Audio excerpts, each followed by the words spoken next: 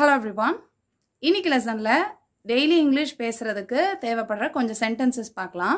இந்த மாதிரியான குட்டி குட்டி சென்டென்சஸ் நம்ம படிச்சு வச்சுக்கிட்டோம் அப்படின்னா ரொம்ப கஷ்டப்பட்டு கிராமர்லாம் படிச்சு சென்டென்ஸ் மேக்கிங் படிச்சு சென்டென்ஸ் ஃப்ரேமிங் படிச்சு இந்த ரூல் அந்த ரூல் அப்படி எல்லாம் ரொம்ப கஷ்டப்பட்டு படிக்காம ஈஸியாக இங்கிலீஷ் பேசுறதுக்கு இந்த மாதிரி ஒரு மெத்தட் தான் நம்ம ஃபாலோ பண்ணணும்.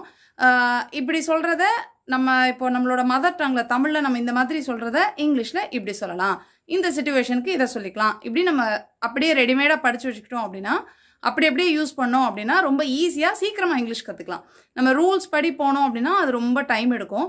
புதுசாக ஒரு லாங்குவேஜ் போகிறோம், இப்போ நார்த் இந்தியாலாம் போகிறோம், ஹிந்திலாம் கற்றுக்குறாங்க அப்படின்னா அவங்க எப்படி கற்றுக்குவாங்கன்னு பாருங்கள். அதுக்கு ரூல்ஸ் என்ன, எழுதுறதுக்கு எப்படி எழுதணும், இப்படிலாம் எதுவுமே கற்றுக்க மாட்டாங்க. தமிழ் நாங்கள் இதை இப்படி சொல்லுவோம், இதுக்கு ஹிந்தியில் என்ன சொல்லணும் அப்படின்னு கேட்டுட்டு அதை அப்படியே சொல்லி பழகுவாங்க. அதே மாதிரி தான் இங்கிலீஷ்க்கும் எல்லா லாங்குவேஜும் அதே மாதிரி தான். எந்த லாங்குவேஜ் கற்றுக்கிட்டாலும் அதே மாதிரி மெத்தடில் ஃபாலோ பண்ணால் கொஞ்சம் சீக்கிரமாக கற்றுக்கலாம். ஸோ இங்கிலீஷும் சீக்கிரமாக பேச கற்றுக்கிறதுக்கு இந்த மெத்தடில் நீங்கள் கொஞ்சம் கற்றுக்கோங்க. ஃபர்ஸ்ட் ஒன், ஏதாவது ஒரு விஷயத்தில் இதில் ஏமாந்துராத அப்படின்னு நம்ம சொல்லுவோம்ல, இதில் போய் ஏமாந்துராத, இதில் போய் உளுந்துராத அப்படிலாம் சொல்லுவோம்ல. இந்த பணம் போடுற விஷயத்துலலாம் அவங்க ஏதோ ஏமாத்துறாங்க, இவ்வளோ கொடுக்குறான் அவ்வளோ கொடுக்குறான்றாங்க, நீ அதை பார்த்து அதில் போய் விழுந்துராத அப்படின்னு சொல்லுவோம்ல. அந்த மாதிரி அதில் போய் விழுந்துராத அப்படின்னு ஏமாந்து போயிடாதன்ற அர்த்தத்தில் நம்ம சொல்லுவோம்.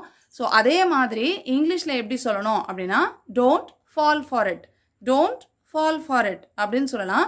இது ஒரு இப்போ மனுஷங்களை பார்த்து அப்படின்னா கூட அதே மாதிரி சொல்லலாம். இப்போ அவன்கிட்ட விழுந்துராத அப்படின்னா அவன்கிட்ட ஏமாந்துராத அப்படின்னு, அவன் பேச்சை நம்பி அவன்கிட்ட விழுந்துராத, அவ பேச்சை நம்பி அவட்ட விழுந்துராத இப்படிலாம் சொல்லுவோம்ல. அதுக்குமே நம்ம don't fall for him, don't fall for her அப்படின்னு சொல்லிக்கலாம்.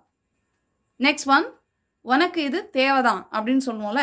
உனக்கு இது தேவைதான் அப்படின்னு யாராவது ஒருத்தங்க ஐயோ இது ரொம்ப கஷ்டமா இருக்குன்னா உனக்கு இது தேவைதான், நான் முதலே சொன்னேன் நீ கேட்காம செஞ்சில, உனக்கு இது தேவைதான் அப்படின்னு சொல்லுவோம்ல. உனக்கு இது தேவைதான் அப்படின்னு சொல்றதுக்கு இங்கிலீஷில் யூ டிசர்வ் திஸ் அப்படின்னு சொல்லலாம். யூ டிசர்வ் திஸ் அப்படிங்கிறத பாசிட்டிவான விஷயத்துக்கும் நம்ம சொல்லலாம்.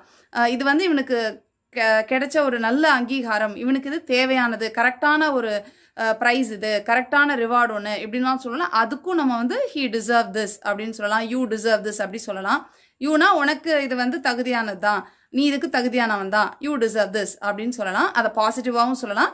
இல்லை நம்ம கோவத்தில் உனக்கு இது தேவைதான் அப்படின்னு சொல்லலாம், அதுக்கும் யூ டிசர்வ் திஸ் அப்படின்னு சொல்லிக்கலாம். நெக்ஸ்ட் ஒன், ஏதோ ஒரு விஷயத்துக்கு இந்த விஷயத்துக்கு உன் மனசை தயார்படுத்திக்கோ.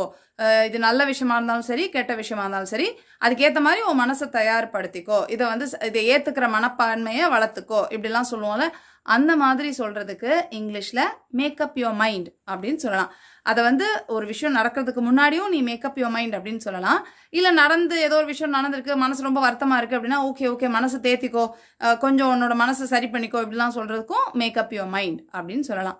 நெக்ஸ்ட் ஒன், ஏதாவது ஒரு விஷயம் ரொம்ப ரொம்ப நமக்கு ஈஸியாக இருக்குது அப்படின்றப்போ ரொம்ப சுலபமாக இருக்குது அப்படின்னா அதை இங்கிலீஷில் சொல்லும்போது ரொம்ப ஈஸியாக இட் இஸ் சூப்பர் ஈஸி அப்படின்னு சொல்லலாம். இட் இஸ் ஈஸின்றது நம்ம காமனாக சொல்லுவோம். பட் ரொம்ப ரொம்ப ஈஸியாக இருக்குது அப்படின்னு நம்ம தமிழில் ரொம்ப ரொம்ப அப்படின்னு சொல்கிறோமே, அப்போ அதே மாதிரி ஒரு எனர்ஜியோட சொல்லணும் அப்படின்னா இட் இஸ் சூப்பர் ஈஸி அப்படின்னு சொல்லிடலாம். நெக்ஸ்ட் ஒன், யாராவது நம்மக்கிட்ட உனக்கு எந்த மாதிரி ட்ரெஸ் வேணும் அப்படின்னு கேட்டால் நம்ம எதையாவது ஒன்று தூக்கி காமிச்சு எனக்கு இந்த மாதிரி வேணும் அப்படின்னு நம்ம சொல்லுவோம். இப்போலாம் ஒரு ஃபோட்டோ காமிச்சு எனக்கு இந்த மாதிரி ட்ரெஸ் வேணும் அப்படின்னு நம்ம சொல்கிறோம். கடைங்களுக்கே போனால் கூட நம்ம கையில் ஃபோனில் காமிச்சு ப்ளவுஸ் டிசைன்லாம் இந்த மாதிரி வேணும், இந்த மாதிரி ஷர்ட் வேணும், இந்த மாதிரி சாரீ வேணும் அப்படிலாம் சொல்கிறோம்ல. ஸோ இந்த மாதிரி அப்படின்னு சொல்கிறதுக்கு இங்கிலீஷில் என்ன சொல்லணும் அப்படின்னா ஜஸ்ட் லைக் திஸ் அப்படின்னு சொல்லணும். நம்ம ஒரு ஃபோட்டோவை காமிச்சிட்டு ஜஸ்ட் லைக் திஸ் எனக்கு வேணும், so just like this I want this அப்படின்னு சொல்லலாம். ஸோ இந்த மாதிரி அப்படின்னு ஏதாவது சொல்கிறதுக்கு ஜஸ்ட் லைக் திஸ் அப்படின்னு ரொம்ப ஷார்ட் அண்ட் ஸ்வீட்டாக சொல்லிடலாம். நெக்ஸ்ட் ஒன், நம்மக்கிட்ட யாராவது ஒரு விஷயத்தை பற்றி கேட்கும்போது எனக்கு இதை பற்றி சுத்தமாக ஒன்றுமே தெரியல, எனக்கு ஒன்றுமே தெரியல அப்படின்னு சொல்லுவோம்ல. எனக்கு இதை பற்றி ஒன்றுமே தெரியல அப்படின்னு நம்ம சொல்கிறதுக்கு ஐ ஹாவ் நோ ஐடியா அப்படின்னு சொல்லலாம். ஐ ஹாவ் நோ ஐடியானா எனக்கு இதை பற்றி ஒன்றுமே தெரியல, ஐ ஹாவ் நோ ஐடியா அப்படின்னு சொல்லிடலாம். நெக்ஸ்ட் ஒன், எல்லாம் ஓ விருப்பப்படி தான், ஓ இஷ்டப்படி செய் அப்படின்னு சொல்லுவோம்ல. எல்லாம் ஓ இஷ்டப்படி அப்படின்னு. ஸோ ஓ இஷ்டப்படி அப்படின்னு நம்ம சொல்கிறதுக்கு இங்கிலீஷில் ஆஸ் யூ விஷ் அப்படின்னு சொல்லலாம். நம்மக்கிட்ட யாராவது நான் எப்படி பண்ணேன்னா ஓ இஷ்டப்படி ஏதோ செய், உனக்கு என்ன பிடிச்சிருக்கோ செய் அப்படிலாம் சொல்கிறோம்ல, ஆஸ் யூ விஷ் அப்படின்னு சொல்லிட்டு சிம்பிளாக சொல்லிடலாம். நெக்ஸ்ட் ஒன், நம்ம பேசும்போது சம்டைம்ஸ் நம்ம சொல்கிறத எதிர்த்து நின்று கேட்குறவங்க வேறு மாதிரி புரிஞ்சுப்பாங்க, தப்பாக புரிஞ்சுக்கலாம், இல்லை சரியாக வேறு மாதிரி புரிஞ்சுக்கலாம். அப்போ வந்து நான் வந்து அப்படி சொல்ல வரல அப்படின்னு சொல்லலாம். அப்படி நான் சொல்ல வரல, நீ தப்பா எடுத்துக்காத, நான் அந்த மாதிரி அர்த்தத்தில் சொல்லலை, இந்த மாதிரி அர்த்தத்தில் இப்படிலாம் சொல்லுவோம்ல, அந்த மாதிரி நான் சொல்லலை, அப்படி சொல்ல வரல, அப்படி நான் நினைக்கல அப்படிலாம் சொல்கிறோம்ல, அந்த மாதிரி சொல்கிறத இங்கிலீஷில் எப்படி சொல்லணும் அப்படின்னா I didn't mean it. I didn't mean it அப்படின்னா நீ நினைக்கிற மாதிரி நான் சொல்லலை, நீ அந்த அர்த்தத்தில் எடுத்துக்கிட்ட பார்த்தியா, அந்த மாதிரி நான் நினச்சி சொல்லலை, நான் சொன்னது வேறு அர்த்தம், நீ நினச்ச மாதிரி நான் சொல்லலை அப்படின்னு சொல்கிறதுக்கு ஐ டென்ட் மீன் இட் அப்படின்னு சொல்லலாம். நெக்ஸ்ட் ஒன், இப்போ ஃப்ரெண்ட்ஸ் கூட நம்ம பேசிகிட்டு இருக்கோம், நிறையா ஃப்ரெண்ட்ஸ் இருக்கும்போது சில நேரம் வந்து சில ஃப்ரெண்ட்ஸ்கிட்ட நம்ம சொல்லுவோம், நான் எப்போவும் உன் பக்கம் தான், நான் எப்போ உன் கட்சி தான் அப்படின்னு சொல்லுவோம்ல, நான் எப்போவும் இவன் கட்சி தான், இவன் என்ன சொல்கிறானோ அது படி தான் நான் போவேன், நான் எப்போவும் உன் சைடு தான் அப்படிலாம் சொல்லுவோம்ல.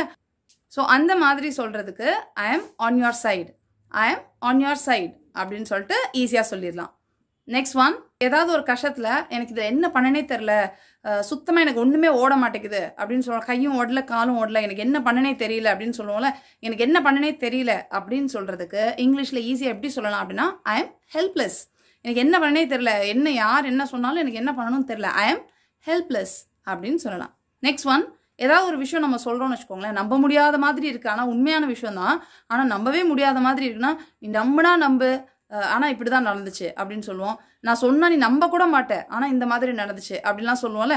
நீ நம்ப கூட மாட்டேன், ஆனால் இப்படி தான் நடந்துச்சு, அந்த அளவுக்கு நடந்துச்சு இப்படிலாம் சொல்கிறோம்ல. ஸோ நம்புனா நம்பு, அதுதான் உண்மை, இப்படிலாம் சொல்கிறோம் பார்த்தீங்களா. இந்த மாதிரி சொல்கிறத இங்கிலீஷில் எப்படி சொல்லணும் அப்படின்னா பிலீவ் இட் ஆர் நாட் அப்படின்னு சொல்லலாம். So believe it or not அப்படின்னு ஒரு விஷயத்த சொல்லிட்டு அதுக்கப்புறம் நம்ம என்ன சொல்ல வரணுமோ அதை சொல்லலாம்.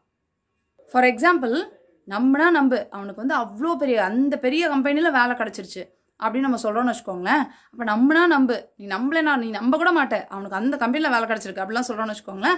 அப்போ அந்த நேரம் எப்படி சொல்லலாம், believe it or not, he got a job in that company, he got a job in that company, அந்த கம்பெனியில் அவனுக்கு வேலை கிடச்சிருச்சு. So believe it or not அப்படின்னு சொல்லிட்டு சொல்லலாம். ஸ்டார்டிங்கில் நம்ம பிலீவ் இட் ஆர் நாட்னு சொல்லிட்டு அவனுக்கு அந்த கம்பெனியில் வேலை கிடச்சிருக்கு அப்படின்னு தமிழ்லையும் கூட சொல்லிக்கலாம். ஸோ பிலீவ் இட் ஆர் நாட்டை வந்து நம்ம யூஸ் பண்ண ஆரம்பிச்சிடலாம்.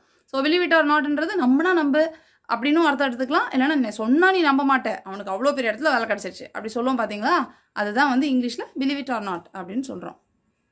ஸோ இந்த மாதிரி சின்ன சின்ன ஒரு சென்டென்சஸ் ஃப்ரேசஸ் அதெல்லாம் எதுக்கு கற்றுக்கணும் அப்படின்னா ஒரு லாங்குவேஜை வந்து ரொம்ப சிம்பிளாக கற்றுக்கிறதுக்கு உண்டான ஒரு வழி வந்து இது. ரொம்ப ரூல்ஸ் அது இதுன்னு படிச்சிங்கன்னா ரொம்ப டைம் எடுக்கும் உங்களுக்கு. ஸோ ஈஸியாக வந்து டக்குன்னு வந்து நம்ம ஒரு விஷயத்த கற்றுக்கணும், உடனே முடிக்கணும் அப்படின்னா இந்த மாதிரி ஷார்ட் ஃப்ரேசஸை அப்படியே நம்ம படித்து வச்சுட்டு ஸோ தமிழில் சொல்கிறத இங்கிலீஷில் இந்த மாதிரி சொல்லணும் அப்படின்னு சொல்லிட்டு கற்றுக்கிட்டு அப்படியே யூஸ் பண்ணோம் அப்படின்னா நம்ம ரொம்ப ஈஸியாக சீக்கிரமாக ஒரு லாங்குவேஜை கற்றுக்கலாம். இங்கிலீஷ் கற்றுக்கிற உங்கள் ஃப்ரெண்ட்ஸ் அண்ட் ஃபேமிலி மெம்பர்ஸ்க்கு இந்த வீடியோவை மறக்காமல் ஷேர் பண்ணுங்கள். I'll meet you in the next lesson. Thank you. Bye.